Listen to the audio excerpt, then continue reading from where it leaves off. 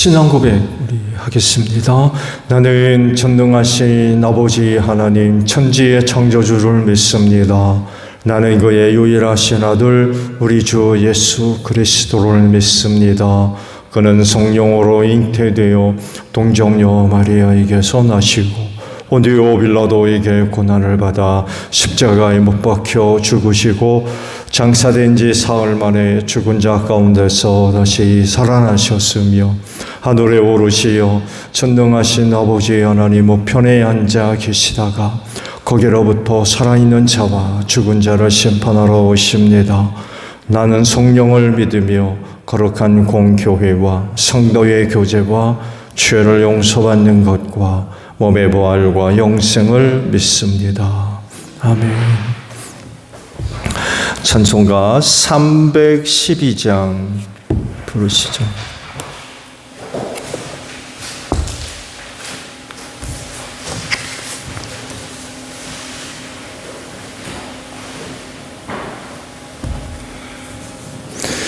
찬송가 312장이에요. 또 하나님께 이끌리어 일평생 주만 바라면 너 어려울 때 힘 주시고 언제나 지켜주시리. 주 크신 사랑 믿는 자 그 반석 위에 서리라. 너 설레는 맘 가다듬고 희망 중 기다리면서 그 은혜로우신 주의 뜻과 사랑에 만족하여라.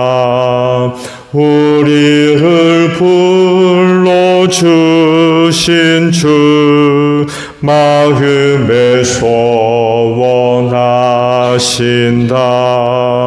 주 찬양하고 기도하며 내 본분 힘써 다하라.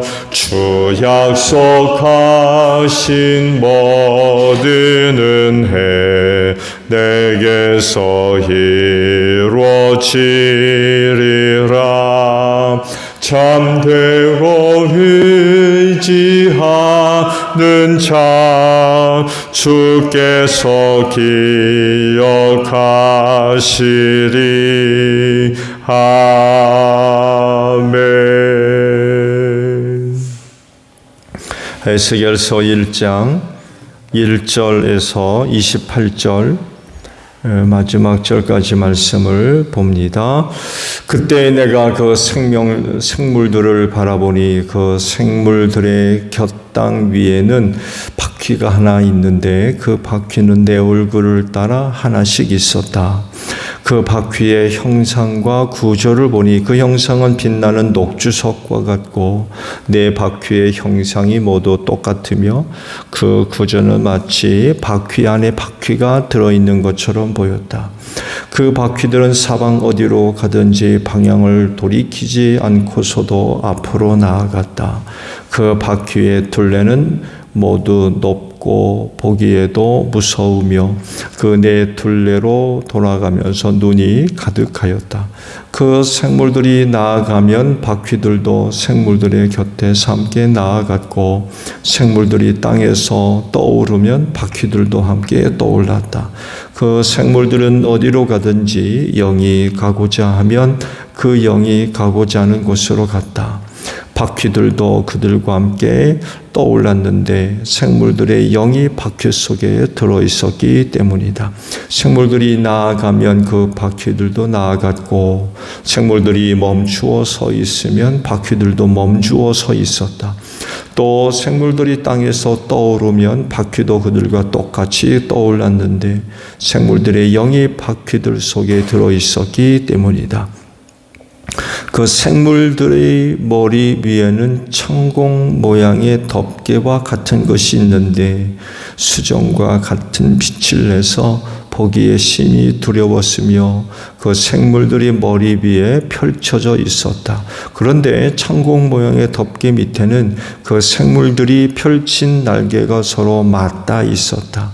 이쪽 생물들이 두 날개로 자기의 몸을 가리고 있고 저쪽 생물들도 두 날개로 자기 몸을 가리고 있었다.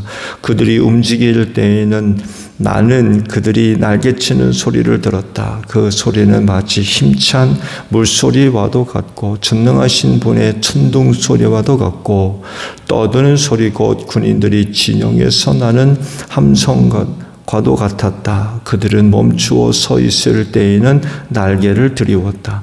그들의 머리 위에 있는 창공몽의 덮개 위에서 소리가 들렸다. 그들은 멈추어 서 있을 때에는 날개를 들이웠다. 또 그들의 머리 위에 있는 창공 모양의 덮개 위에는 청옥처럼 보이는 보석으로 만든 보좌 형상을 한 것이 있었고 그 보좌 형상 위에는 사람의 모습과 비슷한 형상이 있었다. 또 나는 그의 허리처럼 보이는 그 위쪽에서 금붙이에 광채와 같은 것이 불꽃처럼 안팎으로 그를 둘러싼 것을 보았는데 그의 허리처럼 보이는 그 아래쪽에서도 나는 불꽃과 같은 모양을 보았다. 이렇게 그는 광채로 둘러싸여 있었다. 그를 둘러싼 광채의 모양은 비 오는 날 구름 속에 나타나는 무지개같이 보였는데 그것은 주님의 영광이 나타난 모양과 같았다. 그 모습을 보고 나는 얼굴을 땅에 대고 엎드렸다. 그때 말씀하시는 이의 음성을 내가 들었다. 아멘. 오늘 아침에는요 20절에 있는 말씀을 함께 나누려고 합니다. 그 생물들은 어디든지 영이 가고자 하면 그 영이 가고자 하는 곳으로 갔다. 바퀴들도 그들과 함께 떠올랐는데 생물들의 영이 바퀴 속에 들어있었기 때문이다. 라는 말씀입니다. 말씀의 내용은 크게 두 가지로 나누어져 있습니다. 하나는 그 생물들의 움직임, 바퀴들과 함께 움직임을 자세하게 언급을 하고 있죠. 15절에서 24절까지 그 내용이 기록되어 있고 25절 하반절에는 그 짐승들의 머리에 있는 창공 모양의 덮개를 보고 거기에 보좌 환상과 그 보좌에 있는 사람의 모습과 비슷한 형상을 보았으며 거기로부터 음성을 들었다라는 그런 그 상황들을 기록을 하십니다. 에스겔이 그 당시 본 환상들은 지금 우리가 보아도 참 신비하죠. 왜냐하면 그가 본 내용들을 상세하게 기록을 하고 있는데 우리의 상상력을 동원해서 그가 본 것을 생각해 볼 때에 참 신비스러워요. 그렇게 생긴 그 어떤 것도 우리가 본 일이 없죠. 그가 말한 대로 우리의 상상력을 동원해서 생각해 봐도 그렇게 생긴 것을 본 적이 없죠.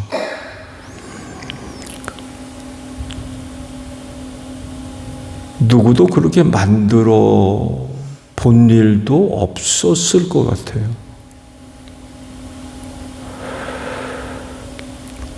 그러니까 아무리 상상력을 동원을 한다 해도 에스겔이 본 것과 같은 그런 어떤 모양의 형체를 생각하는 것 자체도 어려운 것 같아요. 지금도 그의 환상이 참 신비로운데 그 당시 에스겔에게는 좀 더더욱 놀라운 그런 그 신비한 환상이 아니었을까, 그런 생각도 해봐요. 궁금한 건 에스겔이 본 게 뭐였을까? 그가 도대체 뭘 봤길래, 환상을 통해서 뭘 봤길래 그런 그 내용들을 기록을 했을까? 더더욱이 그 환상 가운데 음성까지 들었다고 그러죠. 그리고 그 음성은 자기에게 주시는 그런 음성이었다고 그러세요. 그렇다고 하면 그 본 환상은 하나님과 밀접하게 연관되어 있는 것은 틀림없는 것 같아요. 그 음성 가운데 자기가 앞으로 뭘 해야 될지, 말씀은 보진 않았지만 아버는 내일쯤 보게 될 것 같은데, 이런 내용들을 볼 때 그 음성은 틀림없이 하나님으로부터 온 음성은 확실한데, 그렇다면 그가 본 것도 하나님과 무관하지 않은 그런 내용이 되겠지요. 그렇다고 하면 에스겔이 본 환상은 오늘 그 말씀을 보는 사람들에게 아주 굉장히 놀라운 사실 한 가지를 이야기를 하는 것 같아요. 그건 다른 것이 아니라 하나님의 존재는 계시를 통해서 알려지잖아요. 계시가 없으면 우리는 하나님의 존재 자체를 알지를 못합니다.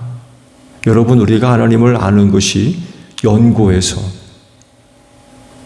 알게 된 겁니까? 우리가 하나님을 알게 된 것은 우리 어떤 노력들을 통해서 하나님을 찾아보려고 어떤 노력들의 결과입니까? 그렇지 않습니다. 그건 계시 때문에 가능했던 거예요. 곧 하나님 당신 자신을 우리에게 알려주시는 거죠. 그거를 통해서 우리가 비로소 하나님의 존재를 알게 됐던 거죠. 그런데요, 그 계시의 방법과 과정과 또 수단이 사람이 이해하고 납득하며 설명 가능한 것들이 아니라는 거예요. 왜냐하면 인간이 갖고 있는 능력 밖의 일들이기 때문에 그렇습니다. 인간의 영역 안에서 가능한 것이라고 하면 이해될 수가 있고 설명이 가능할 겁니다. 그렇지만 계시는 때로 인간의 영역을 뛰어넘는, 그래서 이해가 안 돼요. 설명이 안 되고.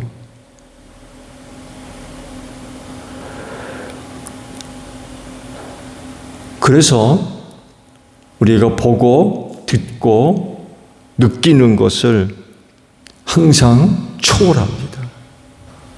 그게 전부가 아니에요. 에스겔은요, 하나님의 자기 계시를 그렇게 받았을 때에 그렇게밖에 볼 수 없었어요. 그렇게밖에.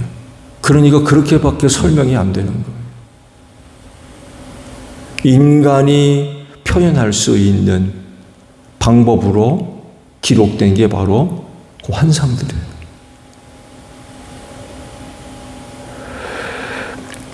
그렇게 계시를 받았기 때문에 그렇게밖에는 모르는 거예요.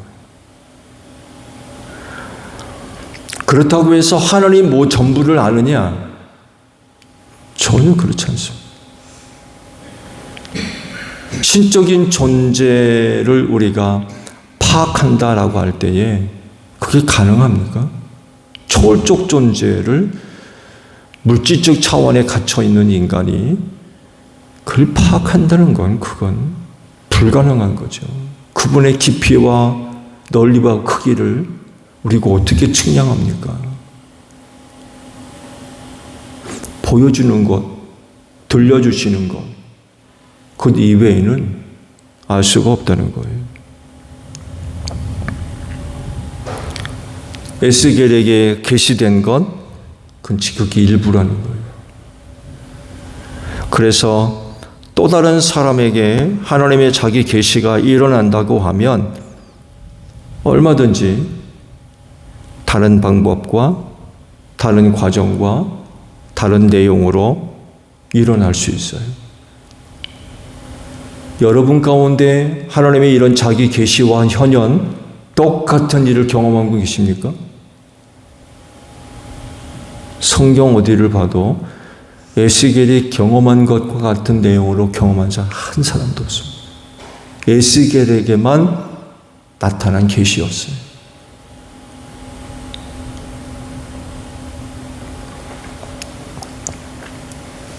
중요한 건 그런 하나님의 계시에 대한 반응이에요. 에스겔이 보인 반응을 보게 되면 마지막 절에 주님의 영광이 나타난 모양과 같아서 얼굴을 땅에 대고 엎드렸다라고 말씀을 하고 있습니다. 하나님의 현현에 대한 인간의 전형적인 반응입니다. 하나님의 자기 계시 혹은 현현이 일어나게 되면 한결같은 모습을 보여드렸어요. 얼굴을 땅에 대고 엎드렸습니다. 두 가지 의미가 있어요. 하나는 겸손입니다. 자기에게 당신 자신을 나타내 보이는 그 사건 앞에 인간은 무한히 낮아질 수밖에 없는 거죠. 겸손의 표현이에요. 그 겸손 안에는 당연히 하나님을 섬기는, 하나님을 높여드리는 그런 그 모습들이 담겨져 있죠. 한없이 낮아질 수밖에 없는 인간. 두 번째, 하나님을 본 자는 살짝 없다고 했어요.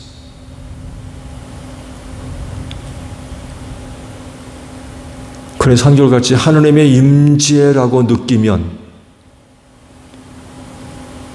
그 하나님 앞에 이런 그 모습을 공통적으로 보여드렸습니다. 그러니까 에스겔이 그 환상 중에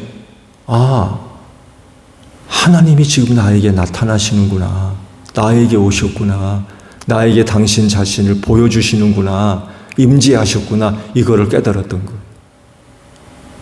그러자 그가 취할 수 있는 방법은 이거였던 거예요. 얼굴을 땅에 대고 엎드릴 수밖에 없었다. 그가 만약에 그런 환상 가운데 하나님의 자기 현현이 아니라는 거, 지금 하나님께서 자기 자신에게 찾아오셨다는 것을 느끼지 못했다면 이런 행동은 취하지 않았을 겁니다. 그렇지만 하나님이 지금 나에게 찾아오셨구나 라는 것을 느꼈다는 거죠. 그랬을 때에 이런 반응을 보이지 않을 수가 없었던 거죠. 이게 중요한 거예요. 이게.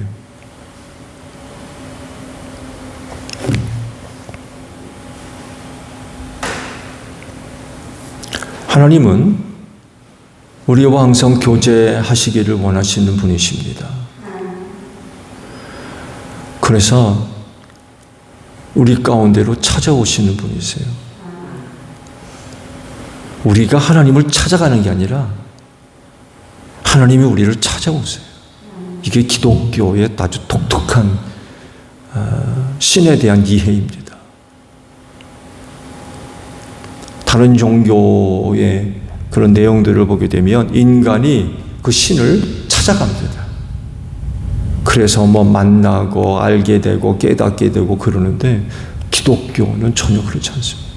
그래서 계시의 종교라고 그래요. 에덴 동산으로 하나님이 찾아오시잖아요.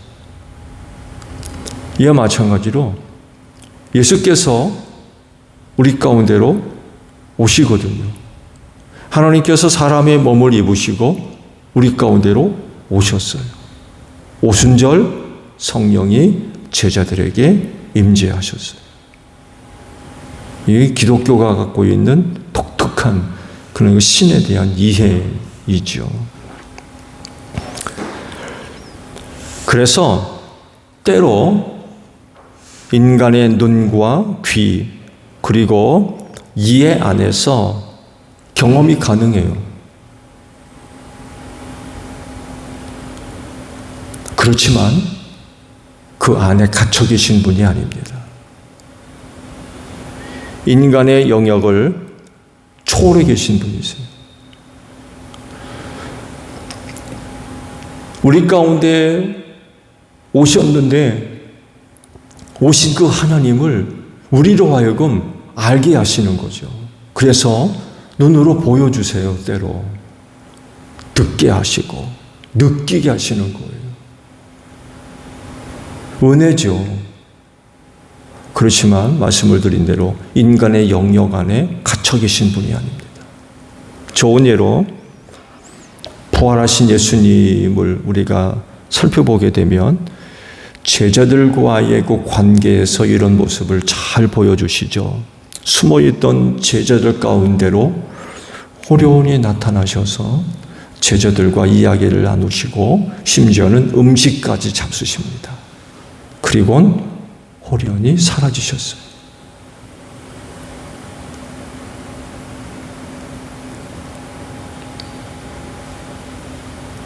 눈으로 봤어요. 누구는 손으로 만지기까지 했어요. 귀로 듣고요. 함께 먹고 마셨어요. 이렇게 하나님의 계시는 때로 우리의 눈으로 볼 수 있고 귀로 들을 수 있고 함께 경험할 수 있는 그런 그 공통 분모들을 나눌 수가 있는데 그렇다고 해서 하나님이 인간의 영역 안에 갇혀 계신 분이냐? 호련히 사라지셨어요.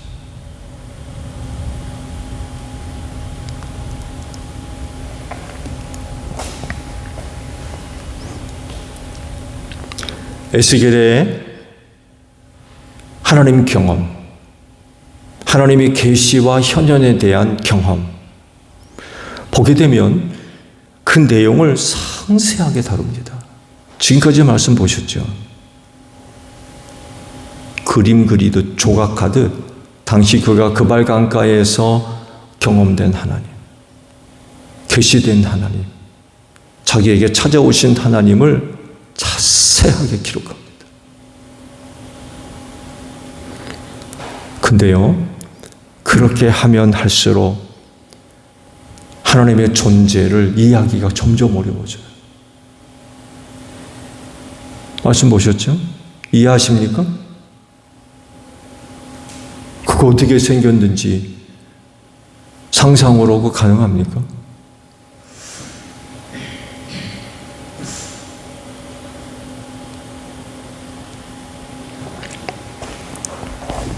그래서 필요한 게 있어요. 그건 다른 것이 아니라 그런 하나님께 대한 믿음의 응답입니다. 각 사람에게 하나님의 자기 계시가 똑같을 수 없어요. 성경 어느 것을 보아도 에스겔이 경험한 하나님, 하나님의 자기 현현 똑같이 일어난 경우 한 번도 없습니다. 에스겔만의 독특한 경험이에요. 에스겔만이 보고 들었던 것. 누구도 에스겔과 똑같은 신의 현현이나 계시를 경험한 사람이 없습니다.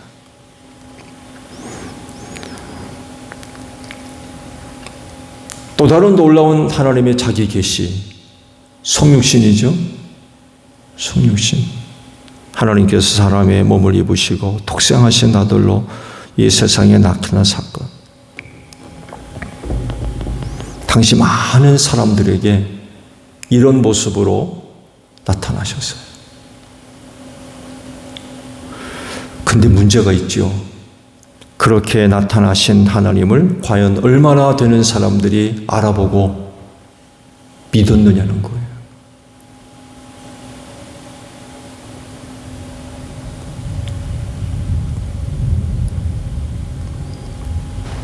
하나님은 살아계신 분이기 때문에 각 사람마다 하나님의 자기 계시와 현현이 다양하게 나타납니다.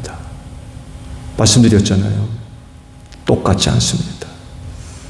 어떤 경우에는 이렇게, 누구한테는 저렇게 다양한 내용, 방법으로 자기 계시가 이루어졌어요. 근데 중요한 건 알아차렸다는 거예요. 아, 하나님이 찾아오셨구나. 나에게 하나님께서 당신 자신을 계시하려고 하시는구나. 이걸 알아차렸다는 거예요. 그러니까 에스겔이 얼굴을 땅에 대고 엎드리죠.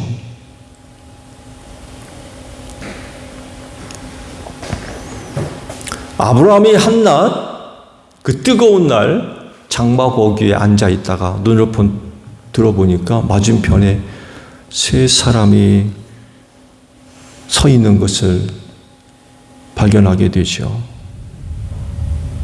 이후 그가 보인 모습 정리해 볼까요? 달려나가 맞이하며 땅에 엎드려 절합니다. 그리고 극진히 대접을 하죠. 그러면서 그들이 음식을 먹는 내내 서서 시중을 듭니다. 여러분, 아브라함이 누굽니까? 족장입니다. 종처럼 행동했어요. 종. 일개 부족의 우두머리가 그 순간만큼은 종이 됐습니다. 종. 음식을 먹는 내내 서서 시중 들었대요. 족장이 하루 순간에 종이 됐습니다. 그러면서 그들을 통해서 놀라운 그런 이야기를 듣죠. 아들이 있을 거다. 내가 이맘때 아들이 있을 거다. 그 이야기를 듣죠. 그러면서 길을 떠나 소돔으로 나아가는데 장막에서 빠이빠이 하지 않습니다. 한동안 같이 걸어갔다고 그랬습니다. 음식 다 드셨으면 갈 길 가시죠. 여기서 빠이빠이 합시다. 그리고 헤어지지 않았습니다. 한동안 동행했다고 했습니다. 종 혹은 노예의 전형적인 행동입니다.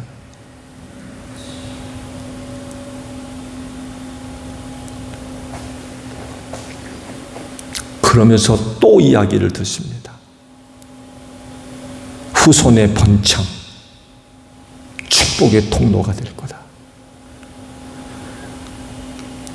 그러면서 소돔과 고모라가 앞으로 어떤 일이 있을 것인가를 듣습니다. 그러면서 두 사람은 먼저 가고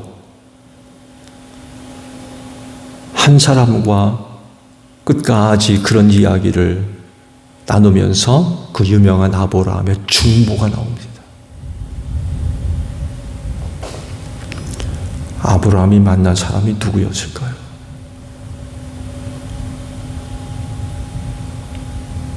도대체 아브라함이 누구를 만났길래 족장이 종이 돼가지고 그들을 그렇게 극진히 섬깁니까? 도대체 그들이 누구였을까?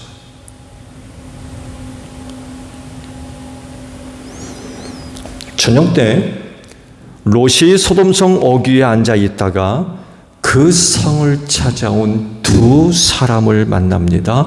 말씀을 보면 얼굴을 땅에 대고 엎드렸다고 기록하고 있습니다. 도대체 롯은 누구를 만났길래 얼굴을 땅에 대고 절을 했겠습니까? 누구를 만났길래?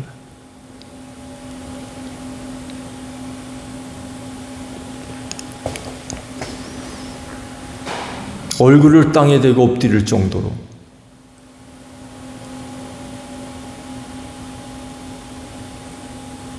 누구였을까요?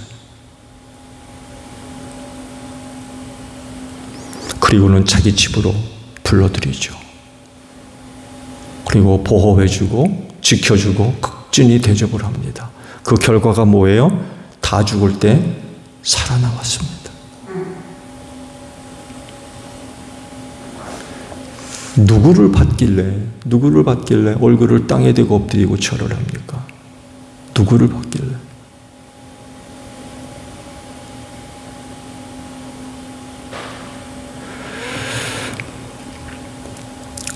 이런 모습들이 중요합니다. 하나님의 자기 계시가 있을 때, 놀랍게도 정말 누군가에게 특별한 은혜가 있어서 하나님의 자기 현현이 일어날 때 어떻게 반응할 거냐는 거예요.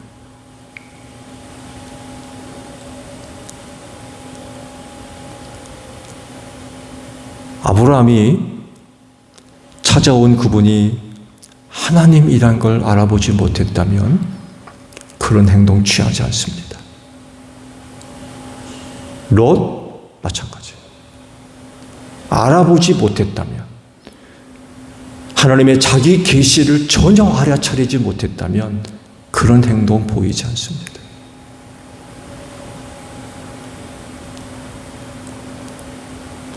근데 알아봤어요.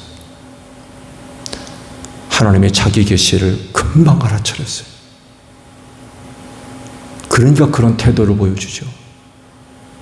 그런 태도 아무나 보일 수 있는 게 아닙니다.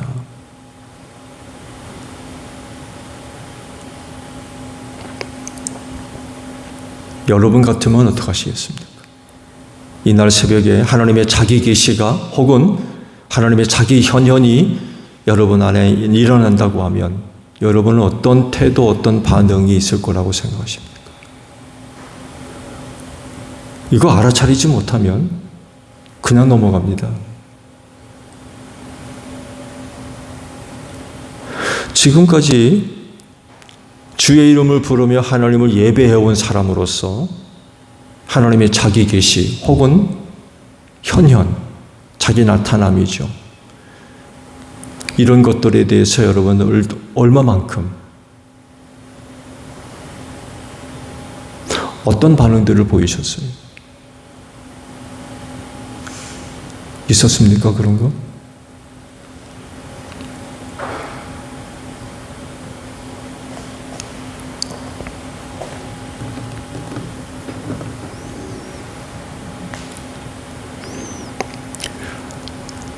여러분 안에 내주 계신 성령님의 도우심을 통해서 하나님의 이와 같은 자기 계시 이런 부분들을 깨닫고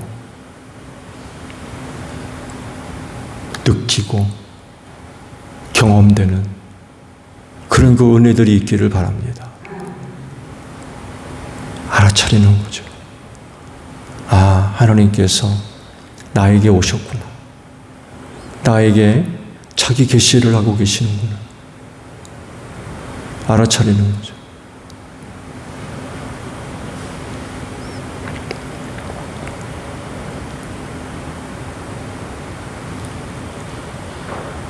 틀림없이 하나님은 살아계신 분이기 때문에 그 살아계심이 우리들에게 나타나요.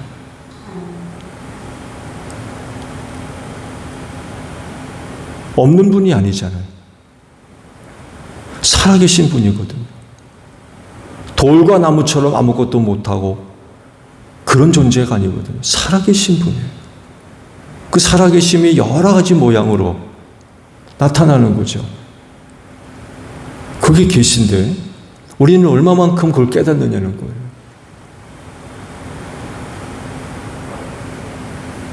깨닫지 못하면 그분께 대한 합당한 그런 그 반응들 보여드릴 수가 없겠죠.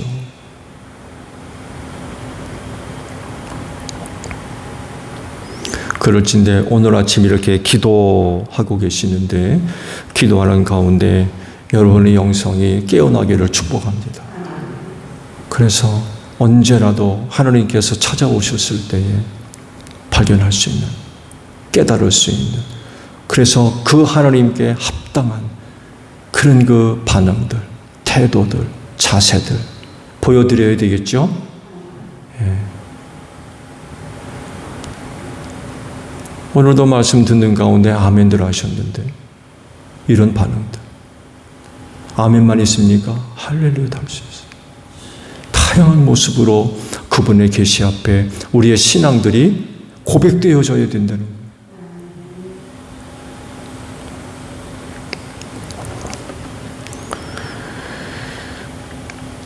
여러분의 영성이 깨어나서 영적으로 그 하나님께 언제나 응답할 수 있는 여러분들이 되시기를 바랍니다. 주기도문 합니다.